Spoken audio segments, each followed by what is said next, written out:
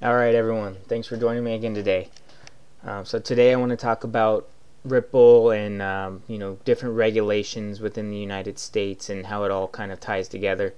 But first off, I want to give a shout out to Bearable for taking the time to briefly talk about a tweet that I posted a couple days ago, and it's just covering like XRP price development and everything like that over the past few years. So take a look. Now, ladies and gentlemen, I'm going to show you this tweet from Cashless Society. And the reason being is because a lot of people have forgotten how explosive XRP has been historically. A lot of new people just don't know. They see the price wavering and they get fear. All these fear articles make people unable to hold on to the best investment we perceive in the 21st century. Now, since the beginning of 2017, XRP is up about 3,500%. Listen to that. Since 2017, XRP is up about 3,500%, despite the fact that it is down over 95% from its all-time high. Over the same time frame, Bitcoin is up about 950%. People bash XRP, meanwhile it did 60,000% in 2017, while Bitcoin did 2,500% over the same time frame. Ladies and gentlemen. Alright, so I just wanted to show you that real quick, and my point here was, which one really held its value better over that period of time. Please go through history and find me any asset that has done 60,000% in 1 year and has maintained that. That's my point. So yeah, of course it didn't hold all of that, but it held 3,500% of that, and it still did better than Bitcoin over that same time frame. And looking at the chart, minus this one massive spike up that we saw during the end of the bull run, it basically went up in a straight line and has stayed flat since then. So that's kind of my point. But Bearable's video here was really about this Volcker rule, which is kind of it was just lifted in the United States, so I kind of want to jump into that and let's talk about it. So basically, the regulators ease Volcker rule, this article that came out by CNBC, and what that really does is it allows banks to more easily make large investments into venture capital. It's going to also let them jump into cryptocurrency and more risky assets. That's what lifting that rule allows banks and financial institutions to do.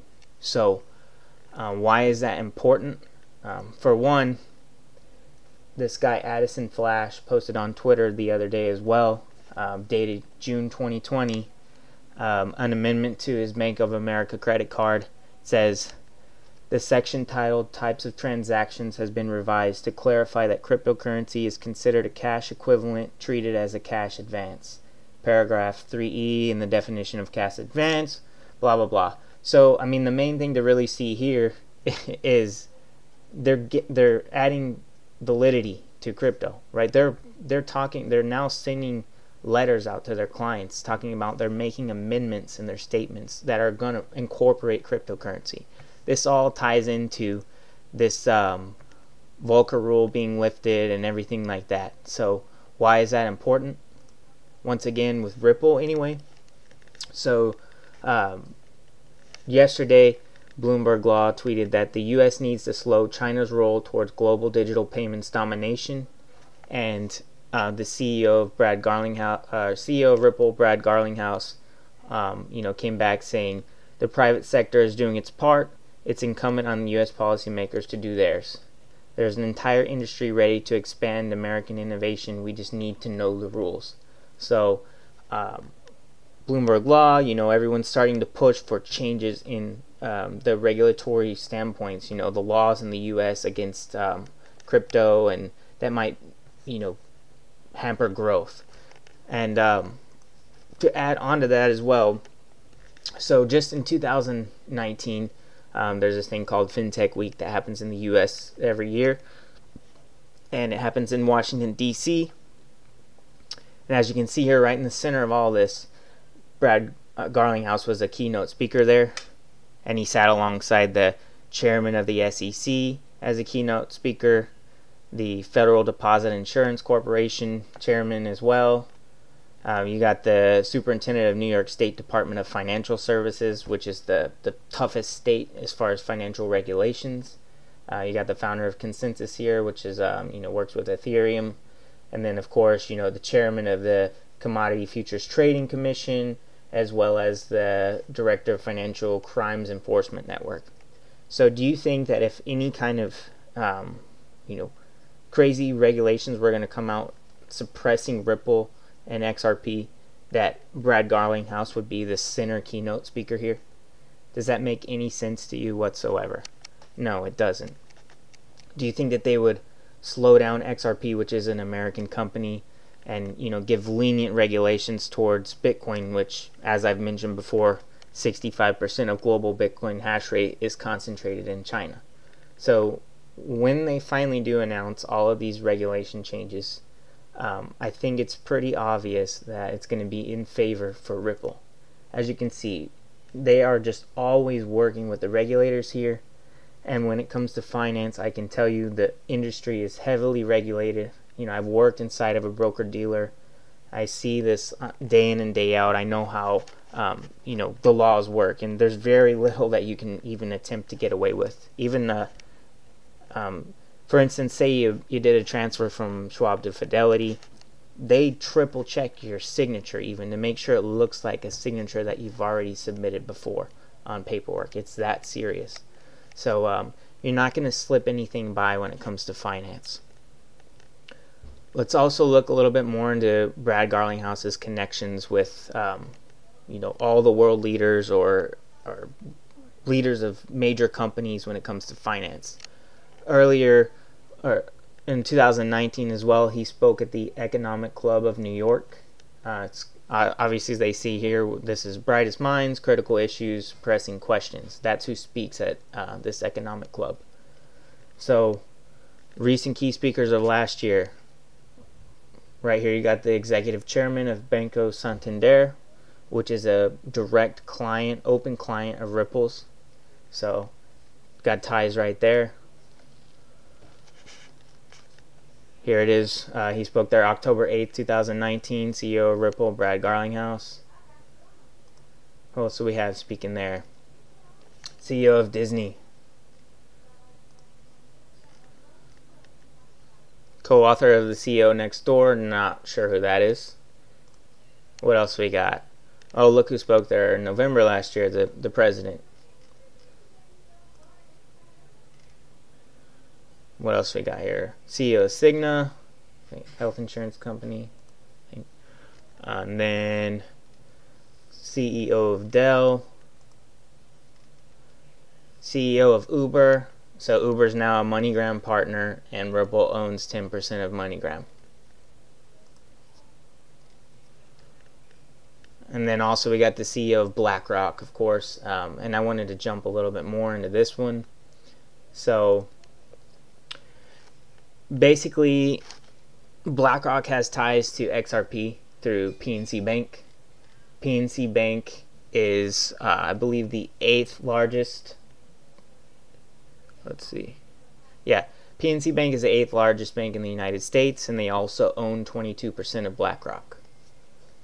And BlackRock is the largest asset management firm in the world with roughly $7 trillion in assets under management. So, obviously, with PNC being part of RippleNet, they're going to automatically have ties to BlackRock with 22% ownership.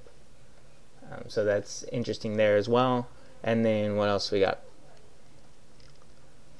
Okay, the president and CEO of the Federal Reserve Bank of Dallas, of course. Wanted to mention this as well because they just did a report earlier this year talking about how XRP does not react to regulatory news like any of the other cryptocurrencies. And basically their summary, their point that they were trying to make here. So it says here the last on the list is Ripple's XRP. Federal Reserve Bank of Dallas reveals the distinct nature of XRP thanks to Ripple's consistent regulatory compliance. The report reads, the XRP token also react less, which may reflect that its network of trusted nodes is centrally controlled by its issuer Ripple, making the XRP token distinct from other permissionless cryptocurrencies. So basically the point here is that, you know, Ripple's not like any of the others because all the nodes are trusted and they know who's owning and operating them. It's all you know, prestigious elite companies or different firms or entities, such as the SEC being one of them. So it's just not the same. So obviously the point with this whole video is really just that you know, no one is in bed with the regulators like Ripple is, and now you have United States regulators rolling back rules that have hampered the growth and development of cryptocurrency, while simultaneously you see you know, the CEO of Ripple, Bloomberg Law, everyone tweeting that we need to, you know, get out in front of this because essentially, you know, China controls all the mining of Bitcoin, a bulk of the mining of Ethereum as well, and you know, the one outlier here in all of this is Ripple. So this is why time and time again I'm always saying, you know, I used to be a Bitcoin maximalist basically, but as I've grown and you know, I've worked in the broker-dealer business, you know, I worked in financial services, stuff like that, and I've just seen the industry as a whole, and I know you're not just gonna, you know, sneak something in there as far as like Bitcoin or Ethereum and you know, 65% of that hash rate being in China. I just don't see that being where I want to be speculating. So over time I've grown more and more towards the Ripple and XRP community, and you know, these are the reasons why.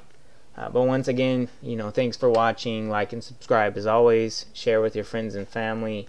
You know, we're right around the corner with this thing, and just keep hanging in there. Show some patience, because you'll be severely rewarded, I would say. So, but yeah, thanks for watching.